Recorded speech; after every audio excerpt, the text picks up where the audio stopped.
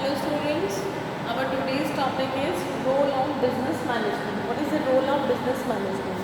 As we all know that for the successful functioning of every organization, business management is an essential element. सबसे ज़्यादा जो essential element होता है एक business को run करने के लिए is management. क्योंकि मैनेजमेंट के जितने भी फंक्शंस हैं लाइक प्लानिंग है, ऑर्गेनाइजिंग, डायरेक्टिंग, कंट्रोलिंग, ये सब कैसे फंक्शंस हैं कि जिनके बिना किसी भी तरह का कोई भी वर्क है वो एकम्प्लिश हो ही नहीं सकता, कोई भी वर्क कंप्लीट हो ही नहीं सकता. तो एक डायनामिक लाइफ गिविंग एलिमेंट है ये किसी भी ऑर्गेनाइजेशन के लिए. विदाउट दैट द रिसोर्सेज जो हैं वो हमारे से प्रोडक्शन रिसोर्सेज हैं, जितने भी रिसोर्सेज हैं, जितने भी फैक्टर ऑफ प्रोडक्शन के जितने भी रिसोर्सेज हैं वो क्या रहेंगे, रिसोर्सेज ही रहेंगे, मेरे रिसोर्सेज ही रहेंगे, वो प्रोडक्शन में कन्वर्ट हो ही नहीं सकते जब तक वो एक फंक्शन जो होते हैं मैनेजमेंट के उस प्रोसेस के बीच में से नहीं जाएंगे. क्यों?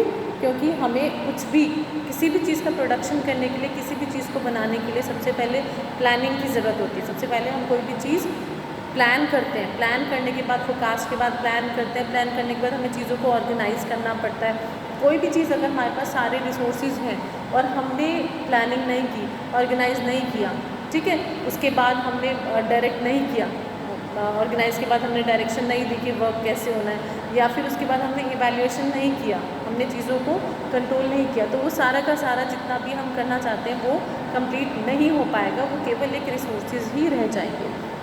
तो सबसे पहला हमारा जो हम लिखेंगे इसमें कि रोल क्या है, वो अचीवमेंट ऑफ ग्रुप गोल. सबसे पहला है हमारा number 1 is achievement of group goals.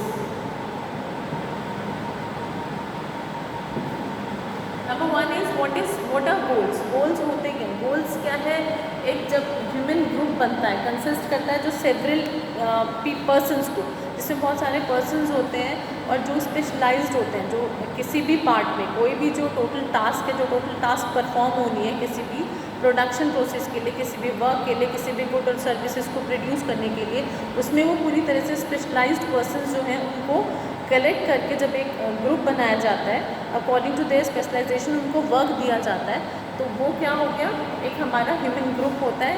और उसके जो गोल्स होते हैं, प्री डिटरमाइंड जो गोल्स होते हैं, जो हमें एकम्प्लिश करने हैं किसी भी वर्क को पूरा करने से पहले, ठीक है, उनको अचीव करने के लिए हमें कौन सबसे बड़ा रोल प्ले करता है, मैनेजमेंट. मैनेजमेंट का एक सबसे बड़ा रोल है, क्योंकि उसके अकॉर्डिंग, उसके थ्रू ही ईच पर्सन कैसे वर्क अपना एफिशिएंटली कर सकता है, जब वो एक ग्रुप के अंदर रह के अपने ऑब्जेक्टिव्स को पूरा करने के लिए कोऑर्डिनेशन, कोऑपरेशन के थ्रू जितने भी वर्क हैं वो कर रहे हैं. और वो कब पॉसिबल है, अगर हमारा मैनेजमेंट होगा. क्यों?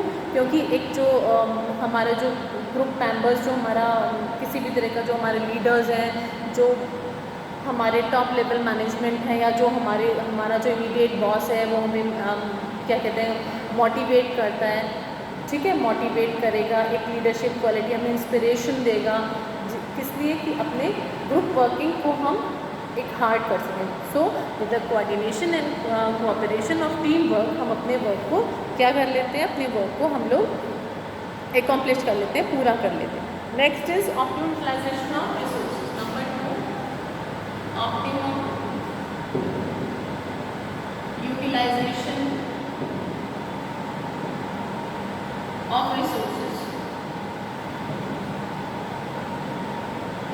जितने भी हमारे रिसोर्सेज हैं वो हम ऑप्टिमम यूटिलाइज करें और ऑप्टिमम यूटिलाइज कर सकें, ठीक है. मैनेजर्स क्या करते हैं, फोरकास्ट करते हैं कितना नीड है मटेरियल्स का, मशीनरी का, मनी का, जितने भी मैन पावर है, कितनी रिक्वायरमेंट है, तो उससे क्या होगा, एक एडिक्वेट रिसोर्सेज का जो भी जितने भी रिक्वायर्ड है, ठीक है, वो एक कोई आइडल रिसोर्सेज तो नहीं है, उन सबको चेक करना, कितनी रिक्वायरमेंट है उस सबको देखना, ये क्या मेंटेन करता है, ये क्रिएट करता है एक इन्वायरमेंट, कंडक्टिव, एक हाईएस्ट प्रोडक्टिविटी इन्वायरमेंट को क्रिएट करता है विद इन द ऑर्गेनाइजेशन. तो ये एक बहुत इंपॉर्टेंट रोल है मैनेजमेंट का.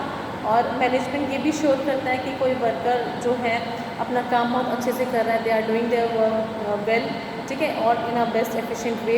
मैनेजर्स ही बताते हैं how the work is done in the best efficient method, कौन सा मैथड बेस्ट एफिशिएंट है, ठीक है. और मैनेजमेंट के थ्रू वर्कर्स क्या किए जाते हैं, गाइड किए जाते हैं, गाइडेंस दी जाती है to the employees, so that they make the best use of available resources, जितने भी हमारे पास अवेलेबल रिसोर्सेज हैं उनका बेस्ट यूटिलाइजेशन हो सके उसके लिए उनको पूरे अच्छे से ट्रेंड किया जाता है। नेक्स्ट इज मिनिमम, इसको आप लिख सकते हैं मिनिमाइजेशन ऑफ कॉस्ट।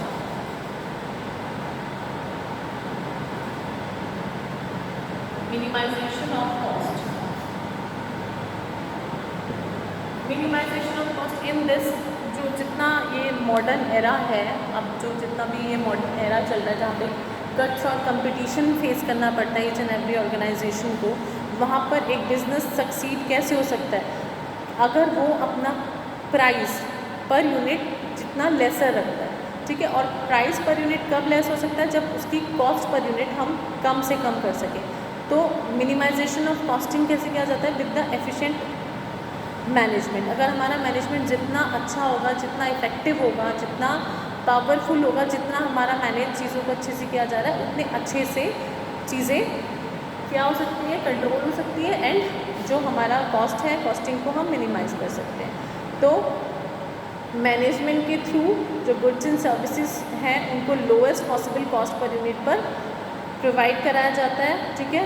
और जो ये एक मैनेजमेंट का एक सबसे इम्पॉर्टेंट वर्क क्या होता है, डायरेक्ट करना day to day operations in such a manner so that all wastage and जो एक्स्ट्रा वैगन्स हैं उनको अवॉइड करा जा सके, राइट। नेक्स्ट इसका पॉइंट आता है by reducing cost and improving efficiency.